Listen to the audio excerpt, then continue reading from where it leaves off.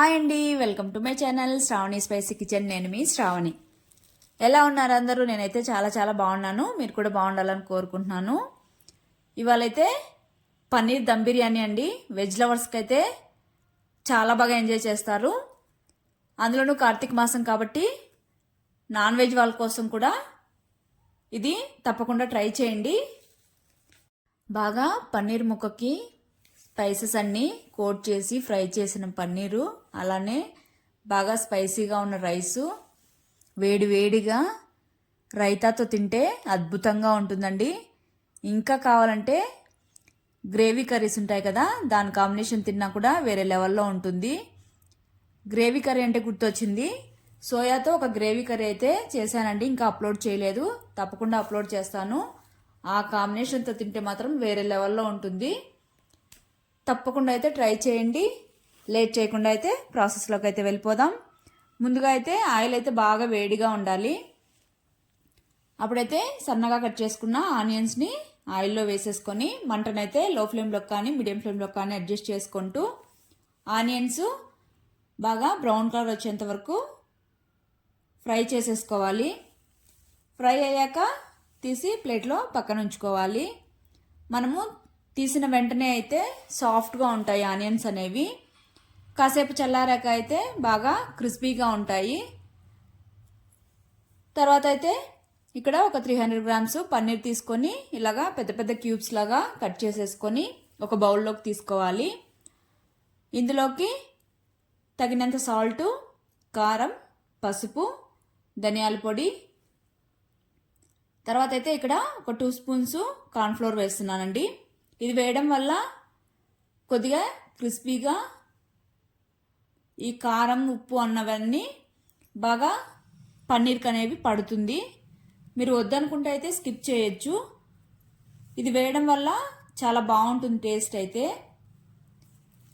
వేసిన తర్వాత మొత్తం ఒకసారి మరీ ప్రెస్ చేసుకుంటూ కాకుండా లూజ్గా ఇలాగా మిక్స్ చేసేసుకోవాలి. మిక్స్ చేసేసుకున్నాక అదే ఆయిల్లో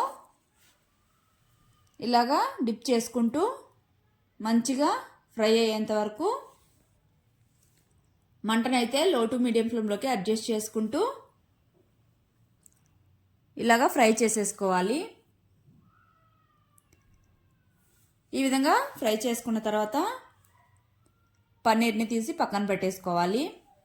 తర్వాత ఒక పాన్లో వాటర్ వేసుకొని అందులోకి సాల్ట్, తర్వాత మరాఠీ మొగ్గ, కొద్దిగా చెక్క, తర్వాత లవంగాలు, ఇందులోనే ఒక స్పూన్ నెయ్యి, తర్వాత కొద్దిగా కరివేపాకు వేసుకోవాలి. వేసుకున్న తర్వాత ఒక బిర్యానీ ఆకు కూడా తుంచేసుకొని వేసుకొని ఒక హాఫ్ స్పూను జీలకర్ర వేసేసుకున్నాక ఇందులోనే కావాలంటే పచ్చిమిర్చి కూడా వేసుకోవచ్చు మీరు. వాటర్ అనేవి బాగా బాయిల్ అయిన తర్వాతనే రైస్ అనేది వేయాలి. వేసిన తర్వాత ఒక 80% కుక్ అయితే సరిపోతుంది.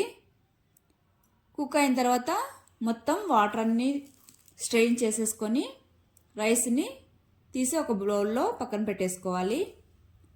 తర్వాత ఒక పాన్ పెట్టుకొని ఆయిల్ వేసుకోవాలి. ఆయిల్ వేసుకున్నాక ఒక హాఫ్ స్పూన్ జీలకర్ర, బిర్యానీ ఆకు, చెక్క, లవంగాలు, ఇలాచీ వేసుకోవాలి. తర్వాత కొద్దిగా కరివేపాకు కూడా వేసుకొని చిటపట్లాడిన తర్వాత ఒక ఆనియన్ సన్నగా పొడవుగా కట్ చేసుకొని వేసుకోవాలి. వేసుకున్నాక ఆనియన్ అనేది మెత్తగా ఫ్రై అయ్యేంత వరకు ఫ్రై చేసుకున్నాక ఒక స్పూను జింజర్ గార్లిక్ పేస్ట్, తర్వాత సాల్ట్ అనేది మనం ఆల్రెడీ రైస్లో కూడా వేసాం కాబట్టి చూసుకొని వేసుకోండి. వేసిన తర్వాత పచ్చివాసన పోయేంత వరకు బాగా ఫ్రై చేసేసుకున్నాక 2 మీడియం సైజ్ టమోటాలు చిన్న ముక్కలుగా కట్ చేసేసుకొని వేసుకోవాలి. వేసుకొని టమోటో అనేది మెత్తబడేంత వరకు ఫ్రై చేసుకోవాలి. తర్వాత ఇందులోనే ఒక గుప్పెడు పుదీనా, అలానే కొత్తిమీర కూడా వేసేసుకొని ఫ్రై చేసుకోవాలి. ఫ్రై అయ్యాక 1/2 స్పూన్ పసుపు, కారం, ధనియాల పొడి, గరం మసాలా వేసేసుకొని మసాలాలు మొత్తం బాగా పచ్చివాసన పోయి నూనె పైకి తేలేంత వరకు మిక్స్ చేసుకుంటూ ఫ్రై చేసుకోవాలి. ఈ విధంగా నూనె పైకి తేలిన తర్వాత బాగా చిలికిన పెరుగు 1/4 కప్పు వేసేసుకొని మంటను లో ఫ్లేమ్లో కానీ లేదా స్టవ్ ఆపేసైనా పెరుగు వేసిన తర్వాత బాగా మిక్స్ చేసేసుకోవాలి. ఇప్పుడైతే స్టవ్ ఆన్ చేసుకొని 2 మినిట్స్ ఫ్రై చేసేసుకున్నాక పన్నీర్ని వేసేసుకోవాలి. ముందుగా ఈ మసాలా మొత్తం పన్నీర్కి పట్టేలాగా మిక్స్ చేసేసుకొని నూనె పైకి తేలేంత వరకు ఇలాగా ఫ్రై చేసేసుకోవాలి.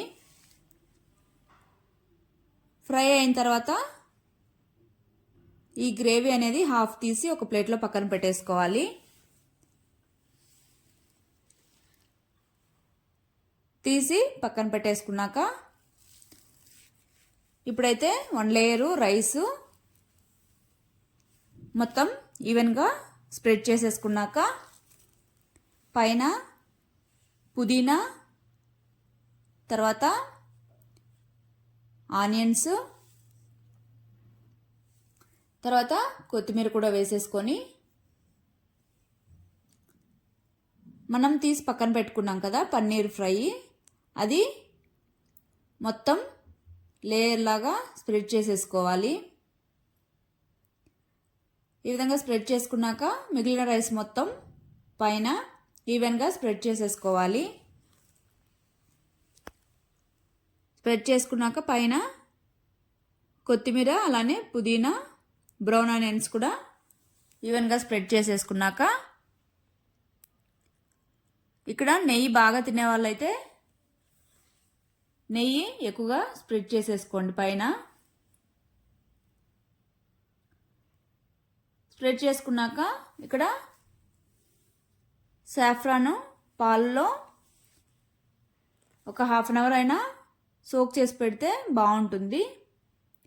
ఇలాగ సోక్ చేసుకున్నాక మొత్తం పైన స్ప్రెడ్ చేసేసుకొని మూత పెట్టేసుకొని లో ఫ్లేమ్లో ఓ 10 మినిట్స్ ఉంచితే సరిపోతుంది. తర్వాత ఈ విధంగా కింద పాన్ పెట్టి ఇంకొక 5 మినిట్స్ దమ్ చేసుకుంటే సరిపోతుంది. చూడండి, రైస్ అయితే చాలా అంటే చాలా టేస్టీగా ఉంటుందండి. చూడండి, రైస్ బాగా పొడి పొడిగా, అందులోనూ మసాలా మొత్తం బాగా దమ్ అయిపోయింది. టేస్ట్ కూడా అంతే బాగుంటుంది. అందరూ బాగా ఎంజాయ్ చేస్తారు. తప్పకుండా అయితే వీకెండ్స్ కానీ అలా ప్లాన్ చేయండి.